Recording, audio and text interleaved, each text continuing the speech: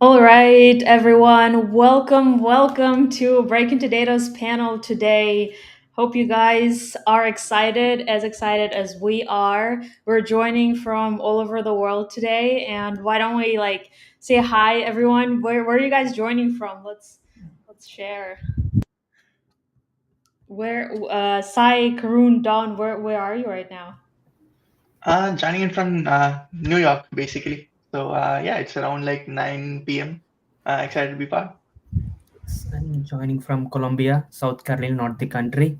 It's also 9 p.m. Oh my God, it's kind of late. How about you, Don? I am halfway around the world. I'm in Singapore right now. It is 10 a.m. Wow. I Wow. just woke up. Wow. Well, good morning and good evening for you guys. I am in Bay Area. It's 6 p.m. over here. And what about people over here? We have some people from Colorado. Must be People freezing. from What time Hyderabad. is it now? Wow. Wait, is it 2 a.m. in London? Someone's joining from London? Oh Adarsh? wow. Oh my God. Wow. That's Break into data fans. is it, is it because you're going out or are you coming back? Or what's going on? That's awesome. We have so many. So today we're sharing and live streaming from a couple of channels actually. So currently we have LinkedIn, YouTube, and I think Dawn, you're also streaming on Instagram, or where are you? I couldn't get it to work, so Oh, okay, no next worries. time. No worries. Welcome, guys. So, today is going to be a jam packed session because we've been preparing for this for almost a month, generating and creating portfolio worthy project ideas and just so many resources for you to get started in every single role in data. And that's why we have these amazing mentors that you have already seen on our stage at Break Into Data before, and we're super excited, guys. I hope you guys are excited too and are ready with your questions. So let's. And also, what roles are you targeting? If you could comment, that would be Oh, nice. that's a good question. Yeah. Be active in the chats. This is a very active chat. You can meet lots of people down here and share what are your goals so that people can either help you or network with you. So, this is a great opportunity to meet new people. Yeah, share what is what are the roles that you guys are targeting, because today we have Sai. I hope like the layout is the same. Is it the same? Yep, Okay. yep. Okay, Sai over here is targeting data analysts, and we have Dawn, who is famous for her amazing SQL admin calendar and who is helping product data scientists get first jobs. And we have Karun up there, who's an amazing applied scientist from Walmart. And I know you've helped so many mentees already throughout your career. So this is very exciting, guys. So we have a great set of people here. We have AI engineers, ML engineers, which I love to see. Data scientists. Those are your folks, Dawn, and what else? What else do we have here? Data engineers. Wow, welcome data engineers. This is, even though we do not talk about data engineering today specifically, there is going to be projects around that still. So, thanks for joining. Oh, look at that. We have some. SQL Advent Calendar Yeah, fans. look at that. People are thanking you for the amazing resources that you've put in. I feel like how many participants do you have done? We have 3,000 people signed up, but Nice. only about 1,000 are consistent, which is still really, really good. A Whoa. thousand people are actively filling. 33% is a lot. Yeah. You have really hungry data scientists there. I love to hear that. Great. So, why don't we get started? We have prepared an amazing presentation for you, and we can share the agenda for today. So, today we're going to be talking everything about building an excellent portfolio so you can finally land those interviews. Especially in 2025, the hiring season is going to be really hot, especially in like February, January. Is basically like the first quarter of the year is always active. So this is a perfect opportunity for you to start thinking about the projects that you can build to finally land a job of your dreams in data, in AI, in machine learning. And that's what we're going to talk about today. So, if you have seen our posts already, you know exactly who we are. This is not our first time throwing this panel, just because last time we also helped around 3,000 people, I think, at this event. But back then it was about interviews, right? And we have amazing feedback from people. So, this time we're hoping to get the same. And remember that you can always interact and ask questions while we present. So you can have like follow up questions or anything that's relevant to the current slide. So we're going to make it as engaging as possible and as useful as possible for your journey. So, the agenda for today is we will explain what Breaking into Data community is, and then we'll talk about what are the key components of a data portfolio. And then we will branch out to the specific 4 roles that we mentioned, and we will give you examples of projects that you can build and the skills that you can show in your portfolios. And towards the end, Don will share 6 tips on how to make your portfolio stand out. So stay tuned for the last session, and we'll have a Q&A, of course. So that's our favorite part, where we actually get to engage with you guys. Okay, so let's get started, shall we? All right. If there's any questions, guys, feel free to also send it into the private chat. I can put them on the screen. All right, so Breaking to Data, we started a year ago, and now we have grown to 12,000 data and AI professionals. And on a weekly basis, we send out amazing resources for people that are trying to land their first jobs, or people who are graduating in their master's degree this year and are desperately trying to understand what kind of role they're targeting and how to land interviews for those roles and actually get a job. So we've been doing things like 30-day ML challenge for the past year, and we had mini boot camps on AI and ML. And these days, we also host these weekly expert sessions on YouTube and on our LinkedIn page. So feel free to stay tuned with us on all of these platforms. However, we have an amazing announcement to make today, and it's about our pro community launch, where you can get even more value that is relevant to your job search. And it includes monthly accountability calls where you meet with people like yourselves, like people that are coming today, who have certain goals and who keep each other motivated. And in my own journey, I always struggled as a person who has who had undiagnosed ADHD. I always struggled with accountability, and I found out that the best way to keep me motivated was to be with other people, like have people that share the same goals and just go after them on a regular basis. So we literally like met every week, and I saw people making new habits and actually preparing better for their interviews just because they were doing these daily coding challenges and building their portfolios daily in our chat rooms. And that's exactly what we're doing with this pro membership. So you have a unique chance today just because this is a special event. We have 15 slots for the early members, and we call them founding members, who will get a $200 value coaching session where we'll break down your career journey and like career strategy, and will help you get to your goals faster. So you can check out the QR code right here. Oh, sorry, I'm gonna move it somewhere else. I don't know if you guys can see it, but oops. Okay, how about this? Yeah, so check out this QR code. You will have all the information there. And most importantly, I wanted to share amazing news for Break Into Data. We launched a partnership with Interview Query. And for those who don't know about Interview Query, is an amazing platform that has 500 or more, I think it's like more than 600 Python and SQL interview questions.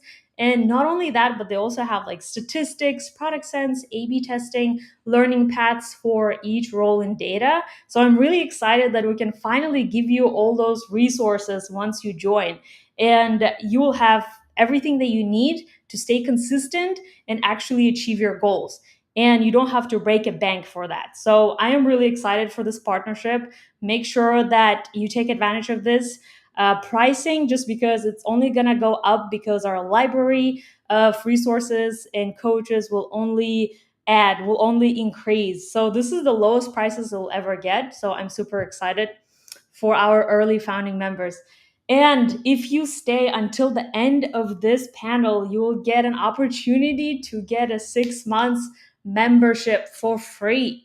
If you post on LinkedIn about what you learned today, because learning is all about sharing and teaching others, and on what and the reasons why you want to join Break Into Data Pro community. If you make it, I like how Don suggested that tell them not to use ChatGPT, because like everyone's gonna use Chat. No, don't use ChatGPT. We want you to be honest and authentic and tell us why you want to join the community and why do you think you'll be a perfect fit for this amazing opportunity, because this is going to be a life changing for you guys.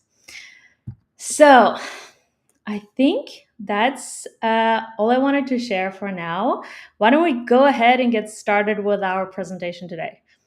Sounds good. Yeah, yeah. Let's get started with how exactly to build out a data portfolio. Going to the next slide. Cool. So what exactly is a data portfolio, and why is it actually essential? So it's essentially all your projects or the most critical projects for that particular job that you're targeting.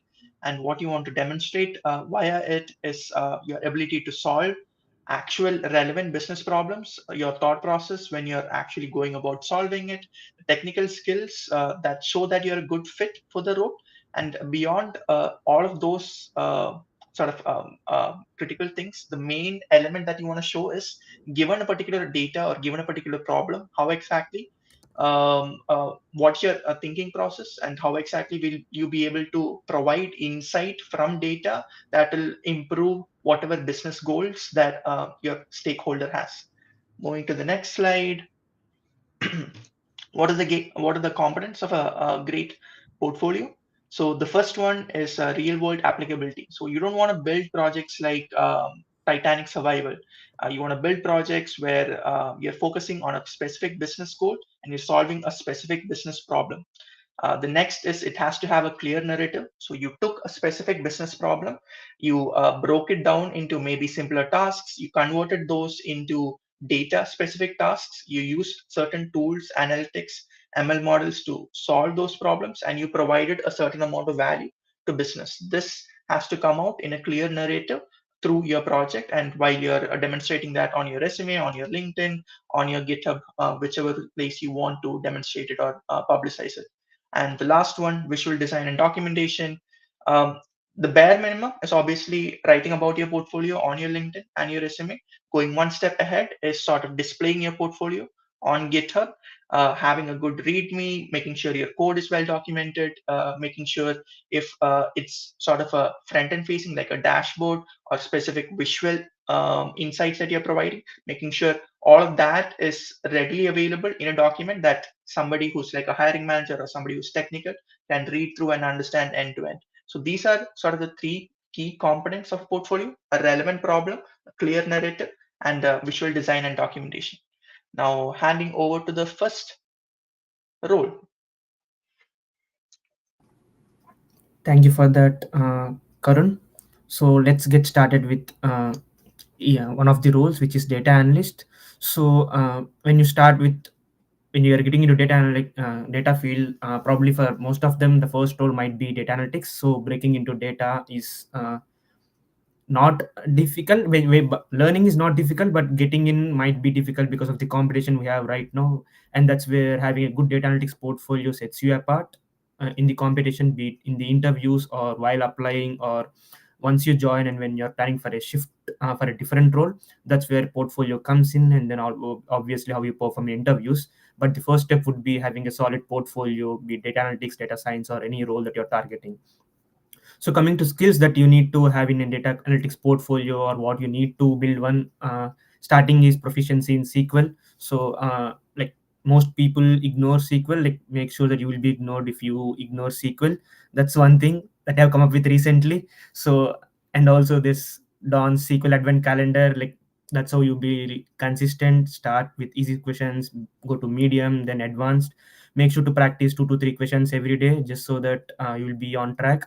Don't practice 20 questions a day and then rest for 10 days. That's not how getting like mastering a tool like SQL or Python or any coding language would work. Make sure that you're consistent, and it's helpful in most data roles. You might not get SQL questions in your interviews, but you will be you might not use SQL at work, but you will be asked questions, and using it is very important, and learning it too. Next comes data cleaning and EDA. So make sure that every data is never clean, it's always messy in the real world. Maybe in few Kaggle projects like Titanic or Iris, you would have a perfect data set, but in reality, like 70% of the time, you spend your time on data gathering and data cleaning, and finding where the data is in like tons of databases that you have at work. So make sure to spend a good amount of time on data cleaning and EDA, like use different techniques, like missing values, more on that later. Then comes the data visualization part, where you create visualizations with Tableau or Power BI or any BI tool. And while learning, I've seen a lot of posts on LinkedIn or other platforms where people have verbal fights on what to learn, Power BI or Tableau, or like any other BI tool. The skills are transferable. Make sure that you learn one, and you can like the UI looks similar, and then the syntax might be different, but make sure to mention that during your interviews that I'm proficient in this, but given time and opportunity, I'm open to learn another tool. So which shows that you're adaptable, and you're open to learn and open to adapt. And also Python has good libraries like Matplotlib and Seaborn. If you want to use Python, it's an end-to-end tool, like one of the amazing tools with lakhs of packages. And for automation too, last but not least, you're doing a project to solve a problem, so make sure that you find some insights and give some recommendations at the end, which helps business grow. It's not just about doing a, like, advanced graphs, like building a dashboards with hundreds of KPIs. You make sure that you are showing good KPIs which are relevant to the business. You want to make sure that business grows by using these dashboards. In industry, most of the times, if the dashboard is not being used, then there's a problem with KPIs that are not relevant to the revenue or whatever your north star metric is. So make sure that you are targeting the business. So if you find an insight, make sure to give in recommendations. And business knowledge also plays a crucial role. And while you when you complete the project, make sure to have a good documentation or readme file, as Karun mentioned. When you go back to that project a few months later, or when someone else is looking at your portfolio that you posted on LinkedIn, they need to understand what you have done, or you need to understand what you have done a few months a while ago. So documentation is the key, be it for your portfolio or be it at your work. Next slide. Yes, coming to sample projects that you can do, like if you don't know at least one of them from these, like at Alex the Analyst, Ankit Bansal, Code Basics, if you don't know at least one of them, then there's something wrong with the data preparation. So like Alex the Analyst, most data people know him. Like he also released a 24-hour data analyst boot camp on his YouTube channel. So go watch the 24-hour boot camp if you haven't watched it yet. So it covers end to end, starting from Excel, SQL, Tableau, AWS, portfolio building, interview preparation.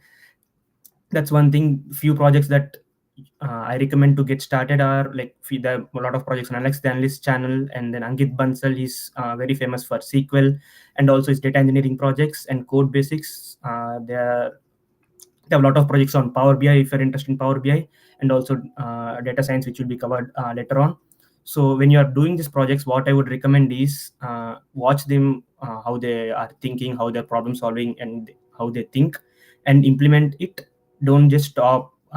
Don't just watch those videos, but when you practice, it's gonna make a difference. So make sure to practice and learn from these videos. And on the guide, we have added more than 10 projects for each role.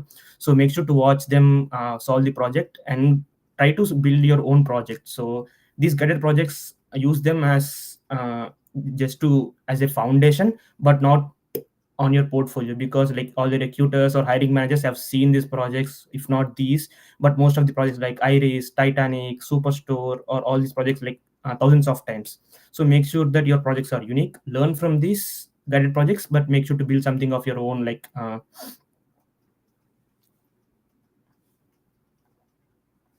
yeah, make sure to build unguided projects when you're building a portfolio.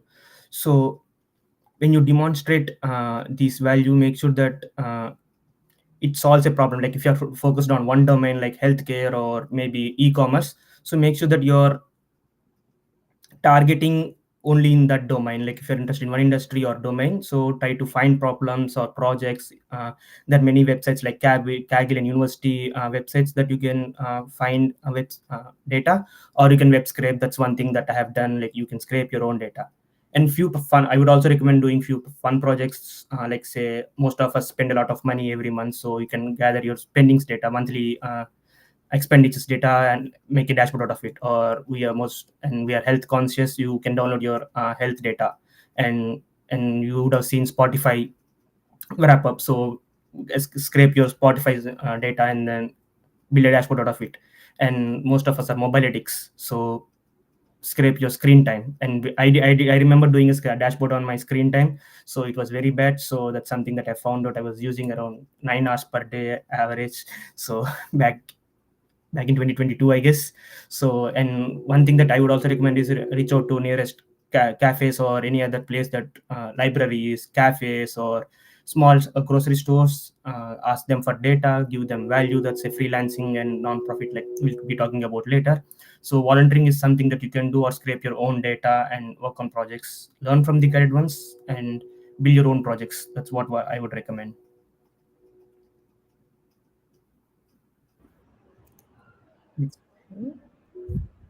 All right, I am up next. I'm going to talk about product data science. So, for those of you who are not familiar with product data science, I would think about it as data science, but embedded within product teams, kind of as the name suggests. So, these are very common in your big tech companies. So, I've done product data science at Meta, specifically Instagram, done it at Patreon, but also a lot of other big tech companies like Google, Airbnb, Apple, Amazon. Okay, you get the idea. Basically, any company that works with products typically would have a product data science team. So here are the skills that you should showcase in your portfolio if you're aiming for a product data science role. Some of this is an extension of what Sai had just spoken about, right? Especially the first one around data and analysis. So here I would focus on hypothesis testing, pretty much, right? So we can see this in the form of an A/B test or in the form of causal inference, right? So how do you take a hypothesis and prove whether or not it's true? So let's think about what a hypothesis could look like in a product team. So if you think about maybe you work at YouTube and maybe your team has a hypothesis that YouTube creators who post short form videos are more likely to get better distribution on the long form videos. So how would you prove or disprove that, right? So again, hypothesis testing in the data analysis bullet. The second piece is product metrics and impact. Again, you work within a product team. So a lot of your job is helping your product team understand how the business is doing and how they can move the business forward. So since that's going to be a job, that's what you want to demonstrate in your portfolio. So I would think through like, how would you define product metrics that are linked to specific business outcomes? And how would you build dashboards and automate monitoring for these metrics to help your team make better decisions? Okay, the third thing is machine learning and modeling. Here, I would think about it as how do we use ML to make business decisions? And I think you're starting to see a trend of like really all of this is how do you use data to make business decisions, right? So in this case, I might think about doing, for product data science specifically, I would think about building maybe simpler models. Like you probably don't need to go into computer vision or deep learning, right? I'll focus maybe more on linear regression, logistic regression, clustering, decision trees, these kinds of your more basic machine learning models, and use those to solve a real world problem. So give you an example, a really common one that we try, a really common problem that businesses try to solve for is what causes churn. So what causes a user to cancel their subscription or just not come back?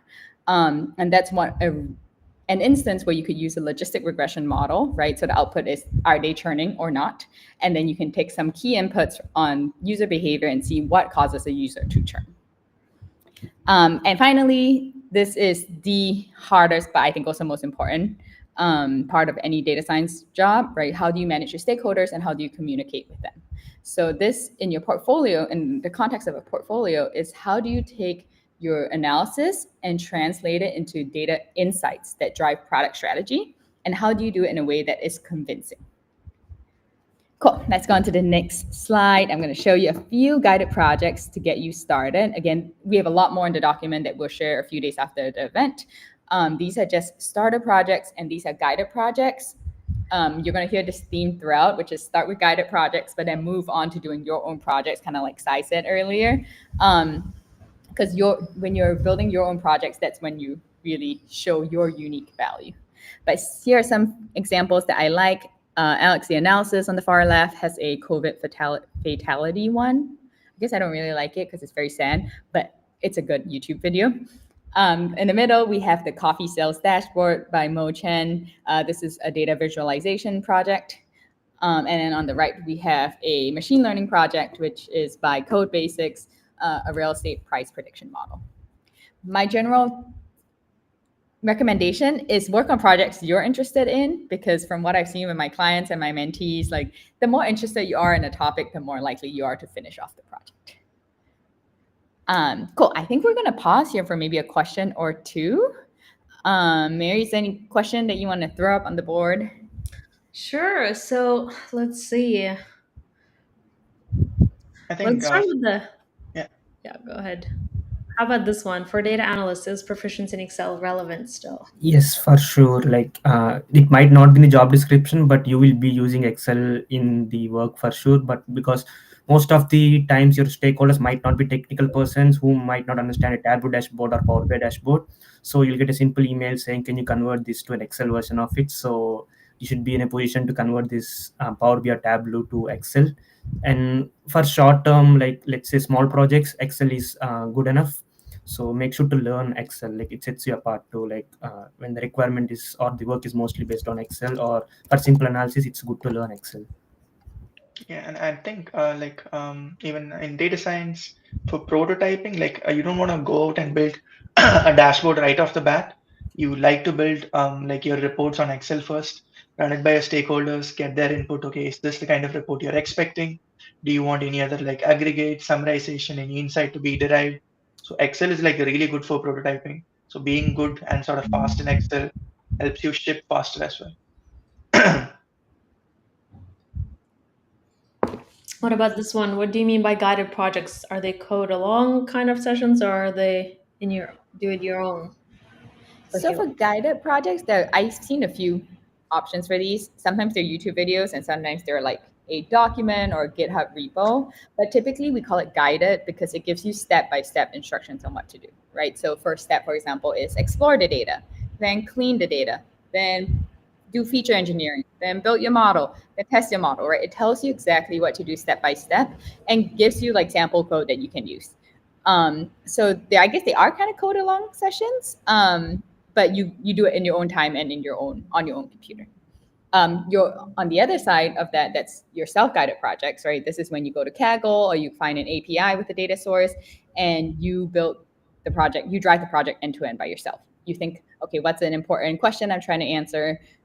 What are steps I'm going to take? And then you figure out how to execute on those steps throughout on your own.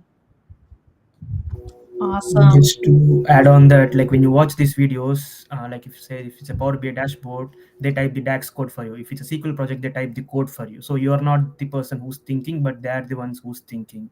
Whereas if you were doing a project on your own, you would be the one thinking. Yep. It's really good if you haven't done any like sort of complicated work stream, or if you're new to anything. So it really helps you like exponentially speed up your that starting phase of learning. But yeah, after that, it's good to take a data set and explore it yourself, and that will sort of teach you more. It will prep you more in times in your interviews to speak a bit more sort of like in depth about your own thought process. So guided projects really good for learning. Own projects for your interviews and resume. Awesome. Let's continue. Cool. Coming to applied data science roles. So in applied data science roles, there are sort of like four skills that are the most important. Going to the next slide. Um, So yeah, the first skill, again, very similar with data analyst roles, product data science roles. It's the ability to analyze data and do feature engineering. So specifically what we are looking for here, or what HMs are looking for here, is your ability to identify what features are going to be actually predictive, and your ability to specifically not just stay to the one singular data set that you have in front of you, but explore and bring in other data sets that might add value or might help better your predictions. This is really important because in your day to day, you're not going to have all the features that you will use in front of you on day one. As you build your project, you're going to go talk to other teams, get more data, identify better features, hypothesize that these features could help. So maybe I should go talk to this person. So being able to identify features, what's predictive, and think outside one data set is really good. And this is a good skill to demonstrate on your data portfolio. The next one is sort of fitting and tuning models, pretty basic. Your ability to uh, decide, or first, your ability to convert a business problem into an ML formulation. Like it could be a regression task, it could be a classification task. Maybe you could shift it out into some other kind of formulation, like a recommendation task. So it really depends upon choosing an apt formulation for that business problem, and then from that, deciding that okay, I'm going to experiment with maybe these two or three models, and having a reasoning behind choosing those three models. Not just that, okay, it's a classification problem, so I'm just going to go with logistic regression, decision tree, and SVM just because those are three that I know. But instead, okay, I've read through some literature, decided that these two, for this particular business problem, these are the most common ones because of interpretability, performance, these kind of reasons, and that's why I chose them. So having a reasoning behind choosing your models, then experimenting with them or building them out, and specifically being really good at hyperparameter tuning. You need to understand the different model assumptions. You need to understand what parameters control those model assumptions. You need to be able to tweak them in an effective way. Like you can't just do grid search and random search. Like grid and random search doesn't really give you an optimal value for your model. It's just a faster way of finding parameters. The best way to find the ideal parameters is by sort of inculcating a certain amount of business knowledge and a certain amount of idea of the bias variance curve into your own parameter search. So, sort of being able to do that and demonstrate that in interviews will help you sort of stand out. The next thing is analyzing model errors and improving the models. This is really important because in most teams that you join, there will be a bunch of models that are already in production, and your job more often than not is to improve those models. So how do you, given a mature model, how are you going to find out what's wrong, or whenever the model is going wrong, why is it going wrong? What other additional feature can I add to the model, or what other new type of training technique can I incorporate that will help improve the model? This is going to be again a very common thing that you'll be doing as an applied scientist. The last one, productionization and system design. You need to build scalable, reliable systems. Slight difference maybe from applied data science and product data science is definitely, yes, you're building models to help make better decisions for business, but at the same time, your products might also be helping customers take better decisions in real time, like recommendation system models, or like shopping models, stuff like that, where the predictions are being provided to the customer in real time, and you want to help them make uh, the best choice that they can essentially make. So building systems that are scalable, reliable, can handle a huge amount of load at the same time. sort of retrain to keep the model relevant, all of those things. Building a pipeline that can actually do all of that is valuable, and demonstrating that in your portfolios really helps you stand out as well. Coming to the projects side of it, moving to the next slide. If you're absolutely new to ML, you haven't built an ML model before, again, start with guided projects. Krish Nayak is like a really good Indian YouTuber who has a bunch of end-to-end ML projects as well as DL projects. So check out his YouTube channel. He has a bunch in like forecasting, neural networks, yeah, and deployment on like multiple platforms. I think he focused mainly on AWS, but I think he has a few on other platforms as well. There are like incredible Kaggle notebooks that walk you through how to develop models from the ground up. The one that we link in the guide that you'll get in a few days, it's going to walk you through building different kinds of recommendation systems, like starting from basic content, collaborative, hybrid, stuff like that. So these guided projects, guided notebooks will really help you start in sort of the applied data science field if you're absolutely new to it. But if you're a bit more experienced, going to the next slide, these are a few project ideas you can definitely pursue. These are ones that I feel really are sort of very relevant to business. For instance, the first one, the Instacart market basket analysis one. It essentially, the goal is to predict what the next basket a user is going to purchase is going to look like. Very relevant. A lot of different data sets that you can sort of play around with in the Kaggle resource itself. The next one is the Avito ad clicks dataset, essentially whether the user will click on an ad or not. This is a really interesting one. It will teach you a lot about the ads domain. And if you're going for ad specific roles, they tend to really want people who understand metrics in the ad space and sort of like a lot of jargon that's specific to the ad space. And I feel like if you really deep dive into this project, especially the discussion board in this project where they make publicly available the first solution, second solution, and third solution. If you really spend your time understanding those solutions and trying to implement your own, you'll develop a lot of context in ads. And yeah, ads is sort of a bit of a tricky space to break into if you don't have that domain knowledge. So this will help you with that.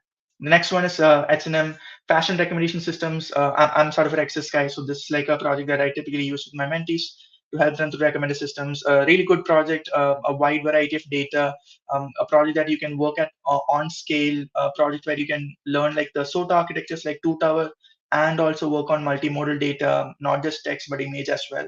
And the last one is sort of a Quora insincere question classification.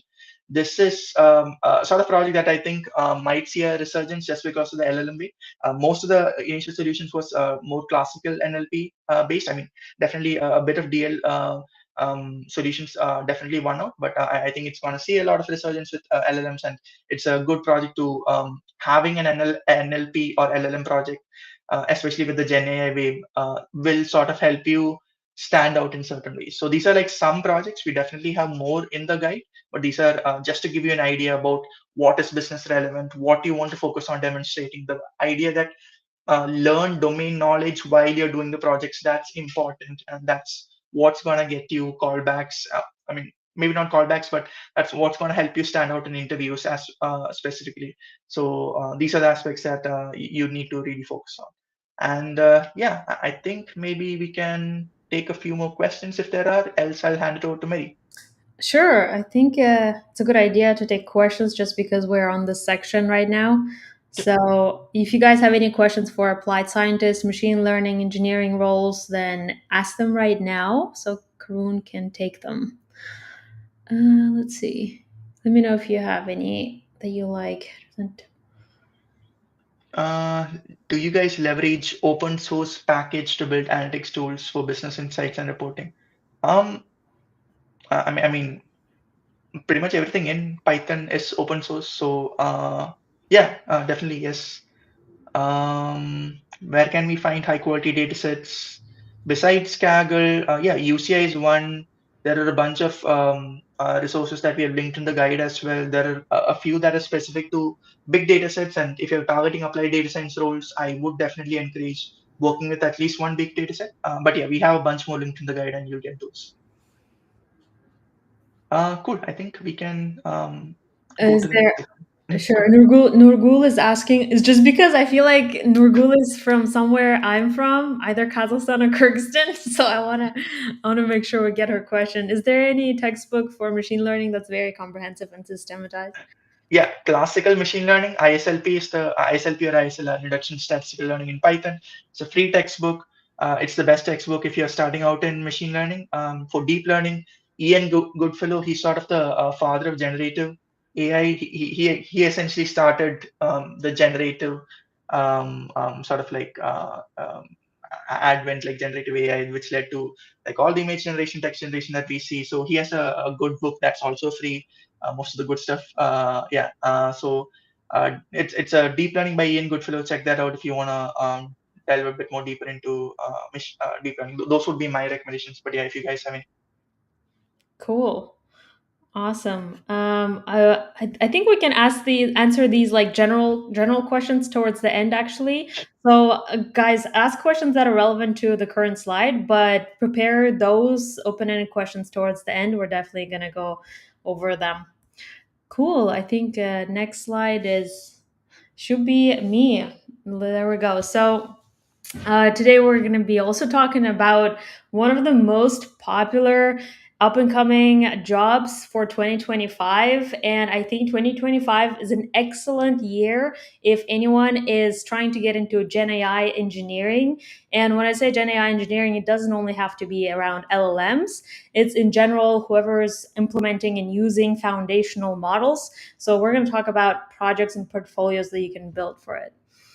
So, first and foremost, you need to understand what type of AI engineering roles that you are targeting, just because the industry itself has mainly divided into these three sides, which is number one is application side, which we'll be focusing today. And the number two is model development side, which is more on the research, applied research side, and infrastructure side, which is more on relevant to MLOps, but it has to do with serving, monitoring, and handling observability tools for foundational models. So I just want to focus on the application side today, just because there is a lot more opportunities that are coming your way in 2025.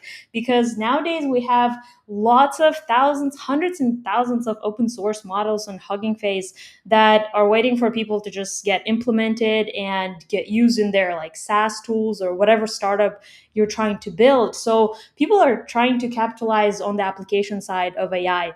And however, in Bay Area, if you're in Bay Area and if you do want to do research, then I'm not telling that it's not possible, but you would definitely need more education. There's lots of PhD graduates that go after the model development side or research side. So if you have somewhat experience with Python engineering, backend engineering or software engineering in general, or even if you don't have it, you still can aim for this role if you focus on getting these skills. So people want you to know how to design, build, and deploy scalable AI systems.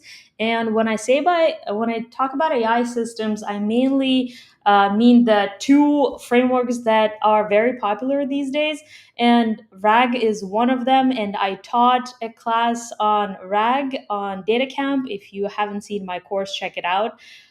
It's on DataCamp. But one of the core things that hiring managers require you to do is implement the models with their proprietary data set within the company, so that you can leverage these models. And in order to do that, you need to understand popular frameworks like LangChain, Llama Index, DSPY, and for agentic frameworks that is becoming a lot more popular these days, just because people realize, hey, we can actually build so many automated, cool systems. So the things like, tools like Crew AI, AutoGen, and other agentic frameworks are becoming super popular. So you need to check out their tutorials first, just to understand how they have designed their own framework, so that in the future you'll be able to build them from scratch by yourself. Just because you need to understand that not,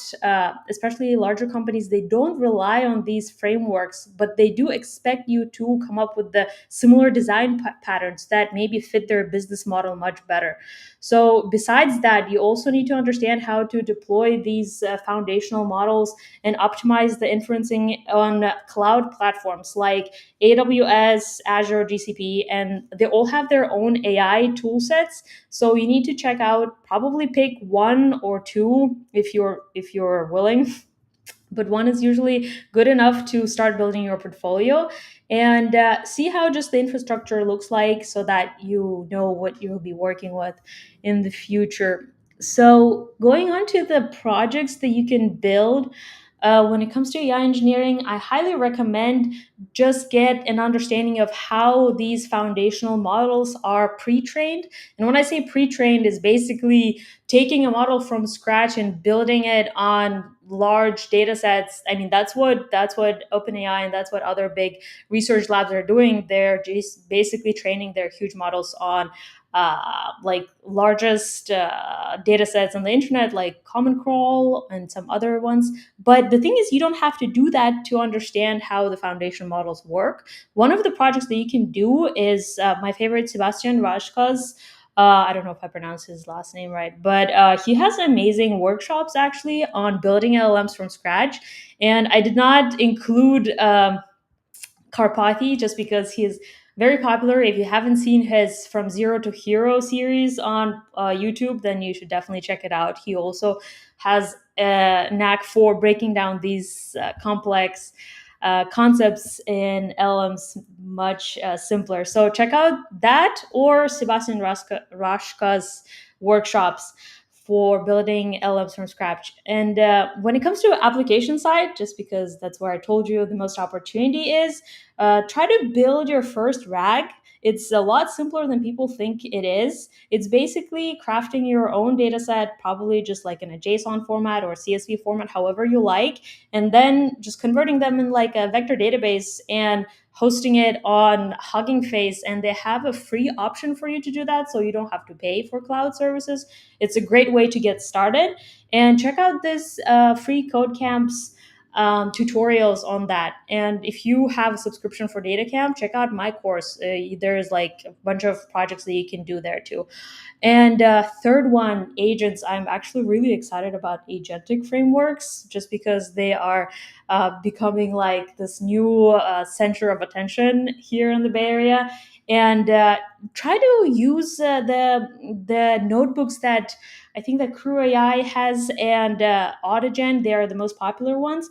But try to experiment first and understand how the agentic frameworks are different from RAG. Just because they require a lot more software engineering background, you need to understand how to manage states of these agents and how to create context for these agents and things like that. So agents is what makes AI applications a lot more expensive, just because you have to handle a lot more API calls, given the complexity of the task comparing to like RAG. RAG is just like chatbot with your database, right? And agents is basically doing things for you. So this is very exciting. I'm curious what you guys will build actually on AI agents. Some of our members in the community are building agentic frameworks too. So I'm really excited to see different implementations. But check out these ones. We will include them in the PDF that we'll send you. I like how everyone's saying like we'll send you in a couple of days, but tomorrow, I promise I'll send it tomorrow. Okay, awesome. Let's take questions for now. I think the next one is, yeah, let's take questions on AI engineering if anyone has questions. So the two agentic frameworks that I mentioned is Crew AI and Autogen. They have a large repo where you can check out some of the use cases, so you have a better understanding on what to build. Okay, Sadeep is asking, if I want to build a project with RAG, does it have to address a problem, real world issue? I think RAG is a great luxury. Do you think this is true?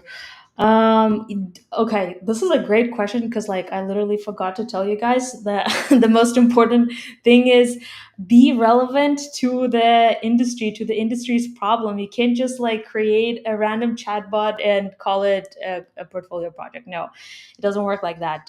You actually need to, the best way to create this type of projects is go to Upwork and see what people are requesting, because there's so many like founders who are not technical right now, who have funding, who have ideas and have like problems, business problems for you, and you can just like literally go to Upwork and get paid doing that even though you've never done it. Like I've seen this happen over and over again. People just take the freelancing options and bid for it and just learn as they go, because these days it's so easy to learn with the coding assistants like there's so many of them. So don't be shy to do it. It's all about selling yourself, and it's an excellent industry relevant use case. So try to do that. To build it from scratch. All right. uh, should we continue or should I?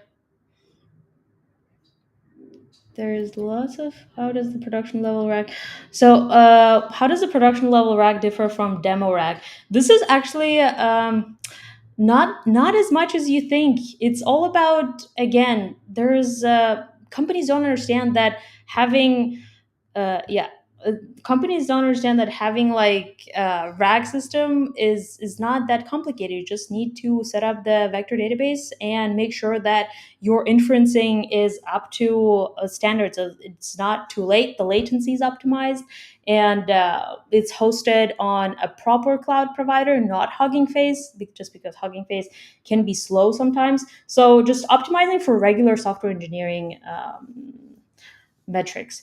Let's go ahead because we need to cover other things. Okay, where is it? Okay, cool. Yeah. So as you have, as Mary mentioned, Upwork is something for freelancing. So let's get on to that. So coming to freelancing and non-profit opportunities, we have seen a lot of questions on where do we find data sets or opportunities, difference between guided and unguided projects. That's where freelancing, volunteering, non-profit opportunities come into play. So this like when you do freelancing work, you're not, even though if you get paid or if you're not getting paid, it's a real-time work. So you're making a project to create impact for someone who's in need, like say a startup founder who has the funding like Mary mentioned but no technical expertise. So that's where people like us who are looking for projects or who are looking for just an opportunity to showcase our skills come into play. So all these things, like when you go an extra mile and showcase yourself, help a lot. So during my masters, I worked as a data scientist at Lego as an intern, but it was unpaid and I was fine with that, and which led me to this full-time job. So I got the opportunity through my university. I took it up, worked for 4 months, and then used this to as I was a fresher, used that project to promote myself, and then got into Blue Cross as a lead data analyst. So at start, don't look after the paid opportunities, like look after the experience. So start small, like even though it's unpaid, make sure that you are taking up the opportunity, and with time you will get the money too, so you'll get paid opportunities too. So just get started. If you get an opportunity, do not reject it. So there are a lot of people out there looking for opportunities, be it paid or unpaid. So if you get one, make sure to use it. So few websites for that are like Fiverr, Upwork, Freelancer, Catchafire, DataKind, where you can find freelancing opportunities, voluntary opportunities, like non-profit opportunities. Or like the best thing is like go to a nearby coffee shop or library or any grocery store, get the data, show impact, and that's something that you can do. Like for that you can get paid to, if the business like those analysis or like your recommendations, that's something that can work out. So moving on to next slide. So let's see the steps to building a portfolio project. Like we have seen different types of roles and what does it take to build a portfolio. So first and foremost is like defining the problem statement, be it business problem or problem statement. So you take a problem that's in like if you're working at a company, so you take the current problem. Like if you take churn analysis, maybe you have done some analysis for another report wherein you have seen that 25% of the premium subscribers are churning. So that's the problem statement that you have right now. So regarding that, you would move to second step, which is collecting the data. So you go to different you talk with different stakeholders, departments, and then gather as much as relevant data as you can regarding the churn, and like maybe demographics and the premiums, claims, whatever it may be. You gather different data from different stakeholders or different department, and it takes up most of the time. Like you need to get access from approvals, access, and this is what collecting the data. And then you would set up the data storage and management. Like you need to store all this data in one place. That's where the step comes in. And then the next part is cleaning the data, where as I mentioned, it takes up most of your time. So this is the part where you handle the missing data, like by imputing, like filling, or removing the null values, depending on like this is also most important interview question: how do you handle missing data? So sometimes you impute it on, sometimes you have discussions with other business teams to see if it's sometimes meaning, null values can have meaning. So that's something you would find out when you have meetings with stakeholders. And removing duplicates, correcting inconsistencies, outliers, standardizing data, data type conversions, all these come into cleaning the data. Next, you explore the data. So you want to find out the patterns or relationships between different fields available. So you would look at the distribution of variables, like if it's normal or not, depending on the kind of project that you're doing, and identifying anomalies, or understanding different variable types. So coming to feature engineering, it's like process of transforming like raw data into features that you want to use to improve the model performance. Or like say if you're building up a dashboard for stakeholder, if you think that this would make sense to find better insights, you would create new features. Something like say you have start date of the policy, so you can find tenure in months using that start date. So that's a feature that you can add into your model or maybe your analysis to come up with better insights. Or like encoding categorical variables for ML project, like transforming variables and only selecting the relevant features, like which are useful for your analysis. Maybe like identifying which columns are important for the analysis and like dropping the irrelevant ones. So that's what you would be doing at in feature engineering at high level. So next is like conducting analysis. So at this stage the data is clean, and then you have feature engineered the data for analysis. So you would run some statistical test maybe to uncover the different relationships between variables.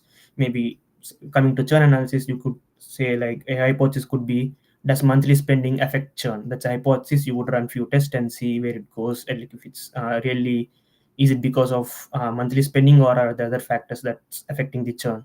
Maybe modeling trends and drawing actionable insights, like identifying customer characteristics which are mostly impacting the churn, which features contribute mostly to the customer retention. So next comes the data visualization part, where you present data. You have the data, and then you find trends and patterns in the data, maybe like a bar chart or line chart. And it's also one of the important questions: what kind of chart would you use for different scenarios? So you need to be having a solid found understanding of what kind of chart to use in which scenario.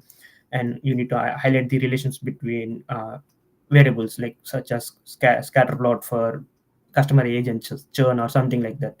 Then you need to summarize these into insights for stakeholders, because you have a problem and now you are building a dashboard, find creating visualizations. So make sure that those insights are related to the churn, and then that are helpful to the stakeholders for them to make business decisions, which ultimately reduces this churn, or makes them more increases the revenue, depending on the kind of project that you're working. So communication is the key. So it helps the stakeholders grasp story behind the data, like showing the impact of marketing campaign on churn reductions. So this is where you would be giving recommendations based on the insights that you have found from the dashboard that you built or model that you have built. And develop documentation and presentation. So this is the key. So let's say you got into another company, and or like say you had a new teammate that's joining this project. You wouldn't want to spend like 2 or 3 hours per day teaching them or giving them KT on like what you have done from starting from data gathering till the presentation part. So when you have the solid documentation, it should be self-explanatory. the meetings between you and them should be very less, so it saves time for you also, and you can focus on your work rather than training the new employees. Or if you were to look at your project a few months later, you would need to understand what you have done. And presentation, so you have done all these 8 steps. For this ninth step, you need to have a solid presentation to present your stakeholders, be it your VP or president, or it can be your manager, or it can be your colleague. So make sure to gather few insights, go with solid recommendations, and that helps the business grow. Yeah. Cool. I'm up. I think this is the last big section that we're going to go over, and then we'll do questions after this. We're going to share 6 tips to make your portfolio project stand out. Let's jump into it. Let's see. First one, create a website to host your portfolio and make sure it's clean and professional looking. I say we, but really I recommend using Notion for your portfolio. I find it to be really easy to use. It's kind of like Google Docs, but with more customizable functionality. Is that true? No, I don't think that's true. It's like Google Docs, but with better design, I would say. So I recommend using Notion. You can host it and share it publicly, basically, so people can just visit a web page, a URL, and they'll go to your portfolio. And now use that to link to GitHub, where you actually host your code. The second tip is highlight your business impact and make sure you have actionable recommendations with your projects. Remember, this is again a theme that we've talked about a few times, is your project doesn't really mean anything unless it materially helps the business, right? So remember, you try and solve a real business problem. Number 3 is, I even know them. Okay, there we go. I forgot what these were in order. Number 3, incorporate unique value-adding elements, things that are unique to you, right? So your portfolio should make you stand out, and it shouldn't look like other people's portfolios. So I would think about how can you do something that's different than what a hiring manager would have seen before. So maybe an interactive dashboard, or using APIs for live data streams instead of using static data sets. Next up, we have record videos to explain your projects. Someone actually commented this on one of my LinkedIn posts, and I thought it was such a good idea. Loom is a good one for recording your videos, but honestly, if you just use like whatever tool you have downloaded on your computer, you can basically use a video, maybe like a 2 to 4 minute video explaining your project, right? So someone doesn't have to read, they can just watch your video, and you can add in the walkthrough of like what you did in that video too. Number 5 is get feedback from people in the industry. I think a lot of us in here are maybe earlier in our career, so trying to pivot from one role to another. So it's helpful to get feedback from a mentor or even an online community on your projects. The one thing I'll caveat here is only incorporate feedback that resonates with you. You don't have to incorporate every piece of feedback. And finally, work on real world projects. Especially if you can actually see if you're building an ML model, so you get put into production. That would be super cool. So do hackathons, freelance, or even volunteer at your local nonprofits. And one last note from Karun. So yeah, while portfolios are part of the reasons why you get a callback, it's sort of like 50% of the reason why you might land a callback. The other 50% is going to be networking, making sure that you have people referring you in the companies that you're applying for, and ideally even people vouching for you with the hiring manager, i.e., sending your resume across to them and maybe like a 2 or 3 line why you would be a good fit for that particular role. So make sure you are taking the time to build out that network, have a good LinkedIn profile. All of us have content around how to build a good LinkedIn profile. Make sure you send connection messages so that you build out your network, how to write a good connection message. Don't use ChatGPT. Be very specific with the ask that you have from them, and one liner on a project that you have done that makes you a good fit for that particular ask. Or you can approach networking in sort of like that two-way street. If it's like a creator on LinkedIn, you engage with their content, support their content, because of which they notice you, and then you reach out to them in the form of like mentoring or advice on how to build a career. So both those ways are pretty good, but spend time building your network. It takes a lot of time to build that network. So this is the other 50% of landing a callback. And yeah, just want to call that out quickly. I think we can go to the Q&As now. Awesome. Also, That's yes, guys, we did it on time. Great job, everyone. Yes, we've been preparing like a lot, a lot for this, so I'm glad it went well. We finished on time, so that now we have Q&A section. So yes, people, just one more point to add on what Don mentioned on hackathons. So that's a good way to like participate in competitions and hackathons if you are pursuing your master's, bachelor's, or PhD. So your university should be sending a lot of emails on competitions. Do not ignore them. So participate in those competitions. There'll be a lot of people attending those events. You could network with the judges. So I did network with a lot of them. Got a lot of calls and interview calls because of those attending competitions or hackathons. You don't have to win, but you get real time experience, you get connections, but if you win you get money too, so it's always a win-win. Yeah, and it's a good opportunity to, you don't have to work individually for hackathons. Like a lot of times you can work with your friends. Back when I was in college a long time ago, case competitions were like the big thing, and it was always so much fun to do those with my friends. I still have such fond memories of those days. Yeah, few of them last for 3 to 4 months, but some of them are like morning to evening, so it puts you in pressure and you have to think. yeah, I think I did like 7 hackathons I think some years ago when I was just trying to break into data because I think hackathons are the best and the fastest way to build something and then build that confident so you can do things on your own later on. Yeah, But the best yeah, part is you are not alone.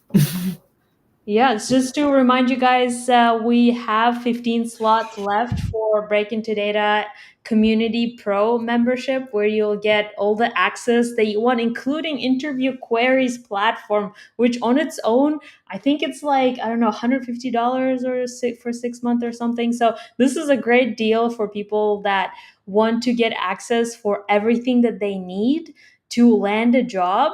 So I think you will not find anything like this anywhere else because this is a unique community where we have amazing mentors like people that you see today. So come and check out the free option for the first 15 members who join today. You can use this QR code for those who are late and yeah, ask questions about the community, about today's topic, whatever you have on your mind. The name of the course is Rag with Langchain, so you can look it up. What else? You. So who recommended books? I think somebody. I think it's me. Yeah, ML, there were two books that I mentioned. I dropped the link in the chat, so hopefully you guys can get it. It's ISLP and Deep Learning by Ian Goodfellow. It's there in the chat. Just scroll up and you guys will find it. Yeah. Okay. Oh, this is a good one. This is a very common question. Who wants to take this? I can start. So it's really common even in industry, even people who are director level or senior director, they have this. So everyone's learning. They might not show it to the world, but they have it deep inside. So you just keep learning, keep upskilling, and then stay consistent. So like do not compare yourself. That's one thing I would say, and it's hard to not to compare, but then try not to compare yourself with. Whoever's your competition or like whoever's your peers, so just have your uh, own set of time, like one might break into data in few months, one might take 1 year, everyone's pace is different, so just don't hold back. Yeah, I'll add to this one too, because this one for me was like I had crippling imposter syndrome, right? Like during my internships, I don't think I said a word in any of my meetings because I thought my ideas were dumb. I think one thing I realized as I got older and was in the industry for a long time is a lot of people don't know what they're doing. Actually, most people don't know what they're doing. Everyone's kind of winging it. So if you kind of think about yourself in that perspective, like whatever you know is good enough. And I think, like Sai said, just give yourself a chance to try and to learn and to fail and then try again. Failure or making mistakes is not an issue. I think everyone who's been in the industry has made some serious mistakes before in their life. So don't be afraid of making mistakes. Just don't make those mistakes over and over again. I love it. This is a controversial one. I don't know what you guys think, actually. Jonathan is asking, people with no college degree have real opportunities? They do have, but you just have to be there at right time with right, and they need to have the right opportunity. But it's not difficult for sure, but it's possible. In my opinion, yeah, definitely have a harder path than the average person. It really depends upon the kind of projects that you worked on. If you don't have college degrees, make sure you have like a good amount of work experience. Everybody mentioned freelancing, open source work. Uh, those kind of things can really sort of like bring up your portfolio.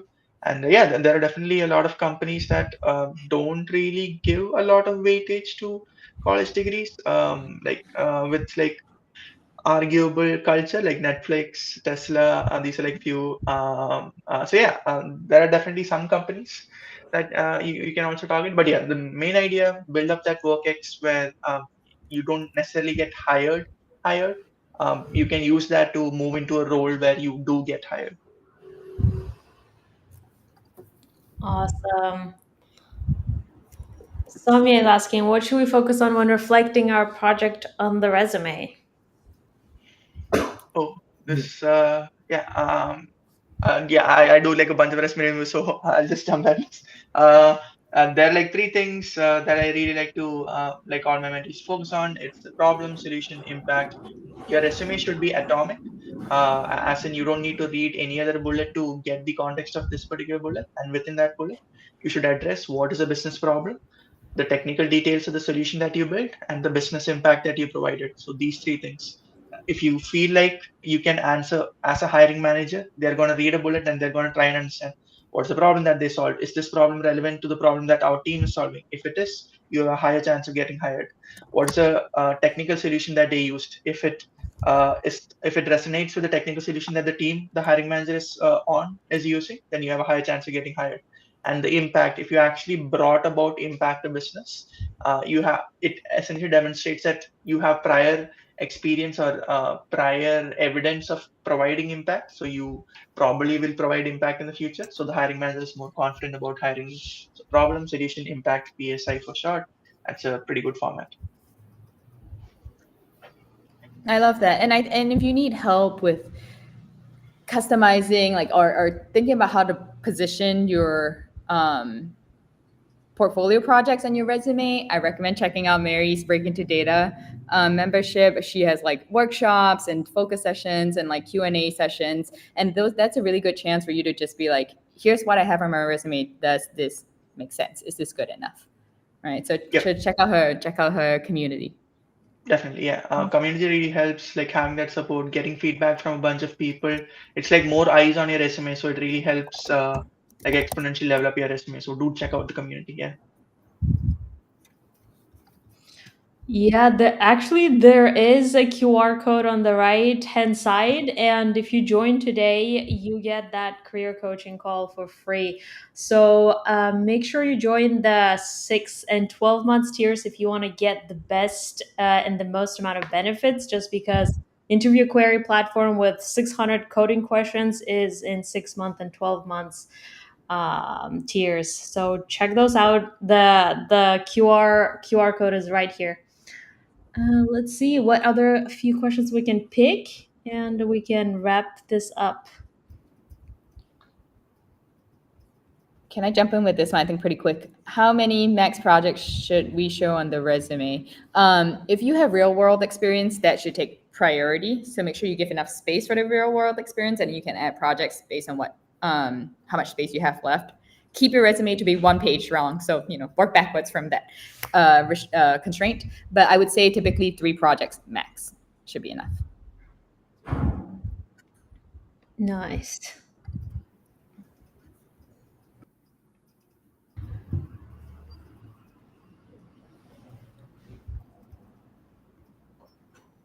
I'm learning mathematics behind machine learning. Will this help me land an ML job, and what should be my next step? Should I go directly to LLMs or learn deep learning first? Karun, do you want to go or?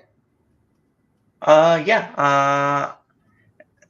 Learning the math behind it might sort of help you answer like interview questions a bit better, but the main thing that's going to help you land jobs, like we discussed, is going to be projects, business relevant projects, whether it be using machine learning or deep learning. If you solve business relevant projects, if you add value, that's what's going to help you get a call back and eventually like create a good narrative during the interview that you're somebody who understands the business domain and can add value to it, and therefore land a job. Learning the math is always good. It's even encouraged, but projects is the main thing that you want to focus Yes, I And agree. networking. Uh, does the university name really matter to get into the top tech companies? I can take it. So like I've seen a lot of people who are in Ivy leagues and then who haven't landed a job, and then have seen a lot of students who are in who have have a masters from small university and then landed into Google or like any other big company.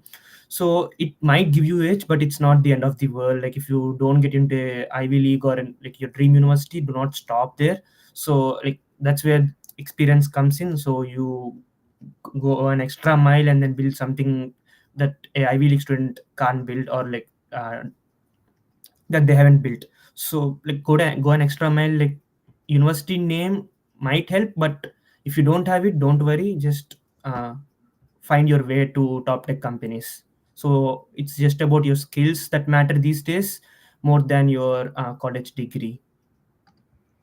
Definitely. I think I saw some like poll somewhere where somebody asked what is the best signal for hiring managers when it comes to hiring and choosing candidates. There was like I think a university name and Kaggle or GitHub repo and some other things. So like number one was actually your projects and how relevant they were to the job, and only then they considered other things. on. So Yeah. portfolio is really important. Just like adding on to that, so there are like three things or three tier stages. One is like getting a referral, the other is the recruiter picking up your resume, and the other is sort of like the hiring manager agreeing to give you a interview. So for the hiring manager or the recruiter, the university name doesn't really matter. Like in FANG, there is like when you have to become an interviewer, you go through training, and in the training they specifically tell you don't pay attention to the university name, like it doesn't matter. But in terms of getting a referral, yes, the university name does help a bit. Like people on LinkedIn, if they see like a good university, they're more likely to refer you. So just in terms of referral, it does help, but for everything else, no, it doesn't. Hmm. Let me know if you guys have any questions that you want to take and bring them I up. can take this one real quick. I think came up a few times from Piyush, maybe how I'm pronouncing your name correct. Is ML ops required for product data science roles? No. Um, unless okay, so product data science is very broad, right? You can work on any product team really. If you're working on a more recommendation systems type product team, it might be helpful, but it's not a requirement. Actually, have interviewed at probably 20 data science companies, like companies for data science roles. I've helped a lot of people with interviews. It doesn't, ML ops doesn't come up at all. But if you have the experience, I would make sure to highlight it during your interview, right? So it's not required, but if you have it, use it as an edge to help you stand out. Love it. I think I've seen this question twice now. Sudeep really wants to know if certifications like Azure Data Science and Azure AI Associates still add value when looking for AI ML roles.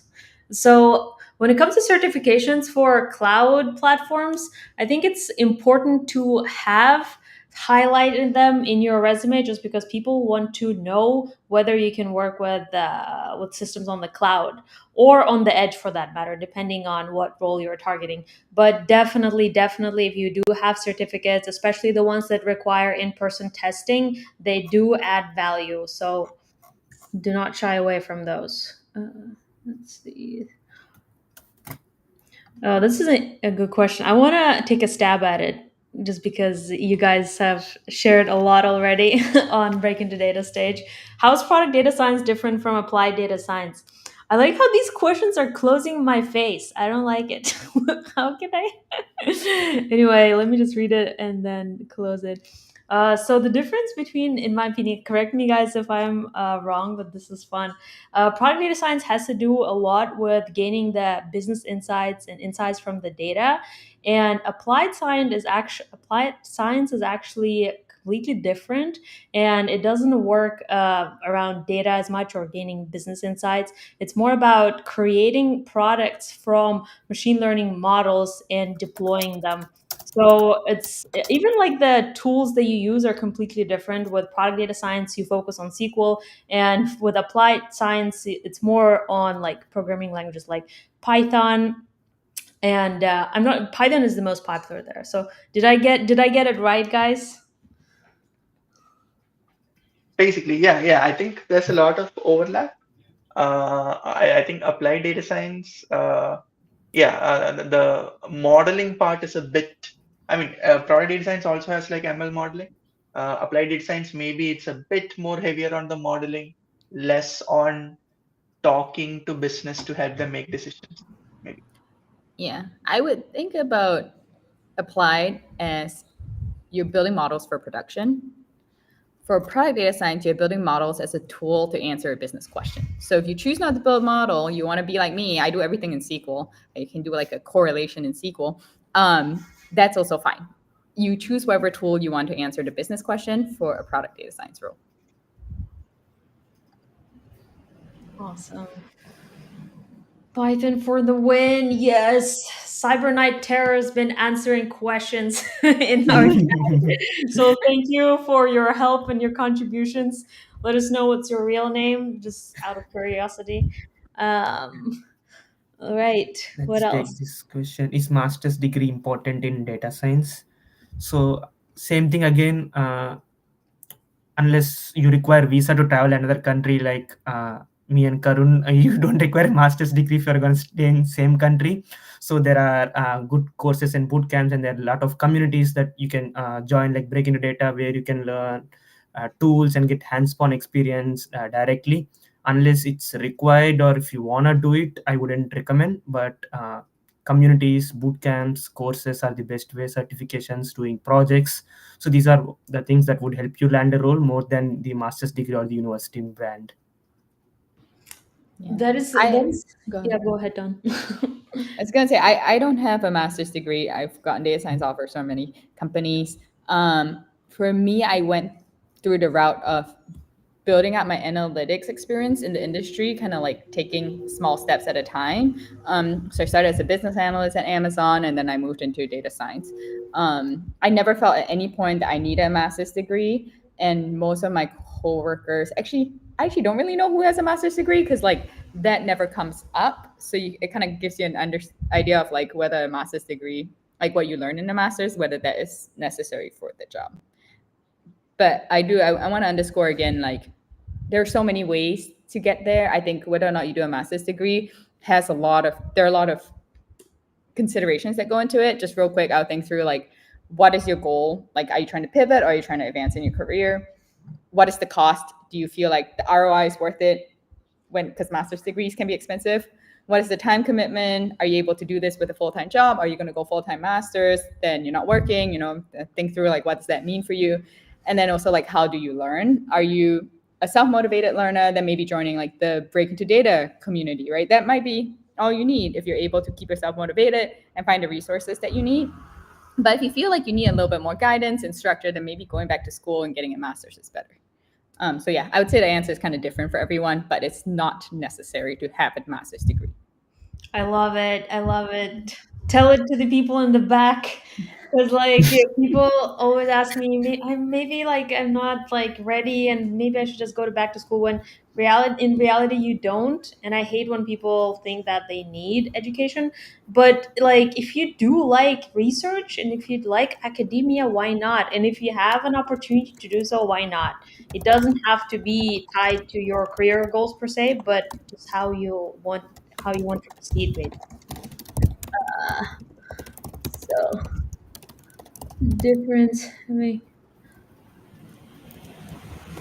Oh, how can I get access to the newsletter? If you're asking about break into data, if you signed up for today's event, you are already signed up for the newsletter. So that's that. But if you wanted to sign up for Dawn's newsletter, there's an option to say yes as well.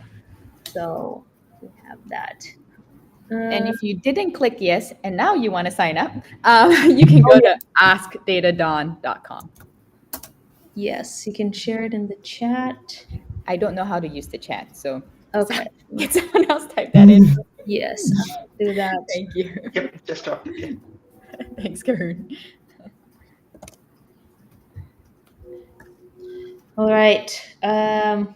Any more questions that you have, guys? Make it also specific. This is a great opportunity for you to ask about your own like current journey, where you are, where are your current struggles, you know. So make sure to take advantage. One question I see is certifications that are must to become a data analyst. So as we mentioned, certifications are good to have, but then when you do a project out of it, that's what matters. Like anyone who has taken a course, watch few videos for few hours can write, can get the certification. But if there's an exam that you need to write that sets you apart, go for it. And once you write the exam and if you pass, try to build a project out of it that helps you. And but like but are certifications required? For sure, I would say no, unless you're into healthcare or like specific domain or domain specific certifications. There is no such certificate that would get you a job. Like there might be project that will get you a job, but not a certification unless it's domain specific.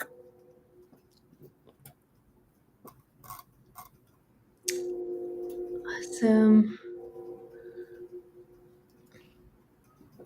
There was one question from a while ago. I don't know if you're going to be able to find it. I'll just address it. I think the question was like, hackathons feel so intimidating. How do we get started?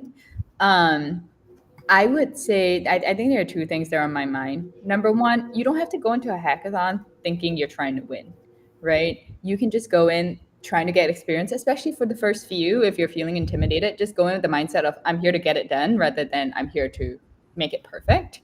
So I'll just give you an example. My friend set up a little chess tournament with like a group of friends. I don't know why we're doing this as friends, but we have a little chess tournament where you write basically a piece of code to pick the best move. And I'm planning on just submitting a select random move from list, right? Like that's all I'm gonna do. Again, so I'm just trying to get it done rather than trying to win. I'm probably not gonna win. But again, that's just one idea. The other thing is I would think about maybe finding a friend or a group of friends to do it with you. I think one thing I learned in college when I was doing these case competitions, just like the hackathon of the consulting world back in the day, is it becomes so much easier and less intimidating when you have friends to throw ideas around with and just support you as you're trying to figure things out. So gather a group of people that you like and do it together. Another way to find people, join Mary's community. If you don't have other people who are in the same boat as you and you're just trying to find friends who are going to keep you accountable or learn with you, that's a good place to find people to meet people to work with. Yeah, I love that. I actually wanted to share like a fact about hackathons, because just because like San Francisco is what you do on the weekends is go to hackathons, especially it's like if it's a date, people usually like to like that's how it is. Like I'm not kidding. I'm And leaving that date. well, for some people it's fun, you know, but like I've seen that happen. But there's a house called AGI House in San Francisco. There's two of them actually, and I remember like the people that come there at the end of the hackathon, they just present these crazy models that perform with higher accuracy, that are have like interesting like things, and it turns out they've been working on it like for weeks before they came for the hackathon, and they just wanted to present, like do the demo for everyone else and just have more ideas to improve their project. So they could be working on this thing for like weeks and months, and they just come in there and like, yeah, hey. But hackathons also have different rules, so make sure to check them. uh,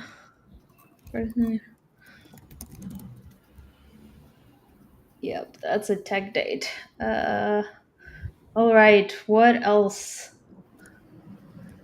Putting projects in GitHub versus Medium, what is the more effective to get the first call for a job? I would say do both, because if you're hosting it on GitHub, you already have the README ready, and then you have the insights ready in your Python code or SQL or anything. So just convert it to a Medium blog and then put it on Medium too. And what is the more effective way to get the first call? Like networking, like while you're learning, share your knowledge on LinkedIn or like which are the medium that you prefer. Share your projects, share your certifications, share your learnings along the way, engage with other posts, make connections, increase your visibility, build your network. That's the easiest way to get a job or a call, I would say. And then it depends on the interview prep and your competitors' performance too. For sure. I think this one is very relatable. I think we're going to take a few more questions, guys, just because we're running out of time. But this one is also relatable. Like, I'm feeling overwhelmed by all the things I'm learning and the overlap between roles, data science, AI, and ML engineering. How do you avoid overwhelm? Okay, I think what I think overwhelm comes when you feel you don't have a specific focus that you're going towards. So I would start with thinking through what is your long-term goal? Are you trying to get into data science? Are you getting into AI or ML? Right? Like write down what that goal is and work only towards that goal. And every few months come back to the goal and see if is that still something I want to do? Is that still my goal? But at least try and solidify that goal for 3 months. Then I would go into ChatGPT, or you do this yourself, and be like, here's where I'm at, here's what I know, and this is what I'm trying to get to. Can you write me a roadmap on what I need to learn? Print that roadmap out. So once you print it out, you can't change it anymore. Put it up on your wall and then just go through those step by step. I think the thing about being on social media, at least for me, or like being on YouTube, I'm like constantly getting these new ideas of like what I could be doing instead. And that's causing me to lose focus. So if you're in the same position, having that roadmap solidified and just follow that roadmap should help you focus and don't think about anything else. Like don't worry about all the other cool technologies that are out there. You'll get there eventually. I love this. No, this is actually so important, and it also depends like on your own journey, because people don't understand that you need to know your options first. And I think that's where anxiety comes from, when you feel so overwhelmed and you don't know what kind of decisions to make. And if you have anxiety, that means you have lack of information. So that's why I always encourage people to talk to professionals who are already working as data scientists, AI engineers, or ML engineers, understand what is their day-to-day life is like, and see whether which one you resonate with the most, and then choose the goal and then stick to it. Just don't, yeah, that's how I would do it too. Yeah, so why don't we maybe take one more question and close the session? Oh, before we do that, I did want to say, if so, you guys have an amazing opportunity again to win a 6 months membership for free if you post about what you learned today on LinkedIn. So just basically maybe highlight 3 key takeaways that really resonated with you, and then write a post and share why do you want to join Break Into Data, and so that we can see how we can add value to you and choose the best post, and the winner will be announced on Monday. So stay tuned and keep posting before Monday so that you have a chance to win this amazing opportunity. So let's I take, add some ideas. So yeah. if you're trying to stand out, because the point is to get Mary's attention, right? I would do an interpretive dance in a video. That could work. Maybe an AI song. But I would think about how can you keep this fun and interesting and something Wow. different. This is If so cool. you do, I love it. I'm gonna try. I'm gonna post a dance. No, I'm just kidding. Yeah, But in yeah, this do some. OpenAI Sora.com, you could use something to create a video. Yeah, Oh my yeah, there's god. so many AI tools out there. Oh my god, what if they use our faces and like make us dance in a story video? I would vote that for Sora. the winner for sure. No, those are such great ideas. Like I'm a visual person, so you're gonna get my attention for sure. So this is great. All Yeah, right. but if you haven't posted yet, this might be your first post, like to just get started, increase your visibility. So you never know where your next opportunity is. So just it can be your first post. Yeah, exactly. And we'll support you, we'll engage, we'll comment. So let's see, let's pick one question. A big shout out to Yash for joining at 2 a.m., staying up till 3:30 a.m. Oh my goodness. Yeah, I think we got a few folks from Europe and Africa. It's like, or is it no? Yeah, in Europe and Africa, it's like really, really late at night. So thank you all so much for coming. Yeah. Yeah, no, this means a lot. And for those who didn't like join, maybe your friends or anyone else, like there's going to be a recording, and we're going to send out the PDF. So look out for that one. Uh,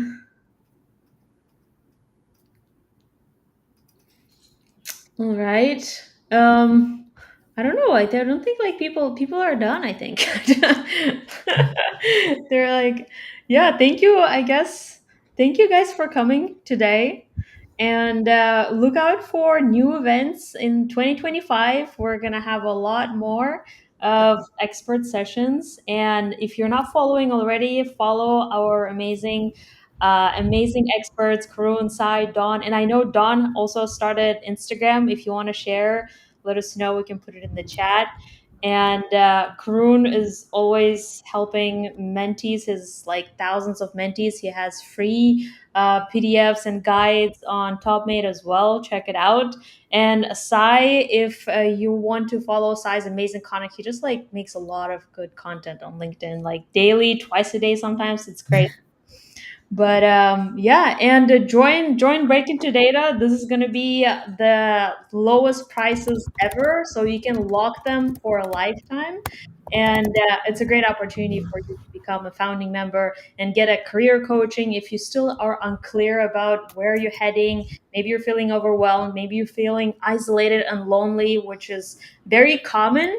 I invite you to join the community, and that's how you can meet new people and stay consistent and achieve your goals, especially if you're graduating soon. That must be really stressful, and this is perfect time for you to get started and use platform like Interview Query and do focus sessions together. So I'm super excited for our community's launch. But here's Dawn's Instagram. Let's if anyone is on Instagram, I'm sure maybe 80% of you is. Um, Thank you. no shame in that. But awesome. Yeah. Any closing words, guys? Yeah. The market's a bit noisy at the moment, and yeah, definitely folks looking for a job. December, there is going to be a lull. Don't try to burn yourself out right now. Take a bit of time off, regroup, refresh. January is when the peak is going to come. Make sure you're what you can focus on if you want to during this time is making sure you're interview ready, brushing up your resume, things like that. Don't focus too much on applications. A lot of people aren't going to respond. Cold emails not going to respond. Stuff like that. So don't burn yourself out on that end. Be ready in January. The peak is gonna come, and yeah, the market's a bit noisy. It's gonna take a bit of time to land that first few interview calls and convert those. So sort of mentally prepare yourself. Try and not be I guess emotionally attach yourself to the process. It doesn't reflect on your skills. It doesn't reflect on you as a person at all. It's just a lot of systems that are working. Very rarely are people actually looking at your resume and saying that, oh, this is a bad one. No, it's just systems, it's just timing, it's a lot of that. So don't get disheartened. Stick with the process, and you'll land your roles. Just to, Oh, that was sweet. Just to add on that, like, yeah, keep trying. if you text 100 people, you only get reply from 10 people. Out of them, 2 to 3 would refer, and that's how it works mostly. Unless you reach out to your alumni to stand out, like these are few things that you can do. Just keep trying, just wait for that oneness, and yeah.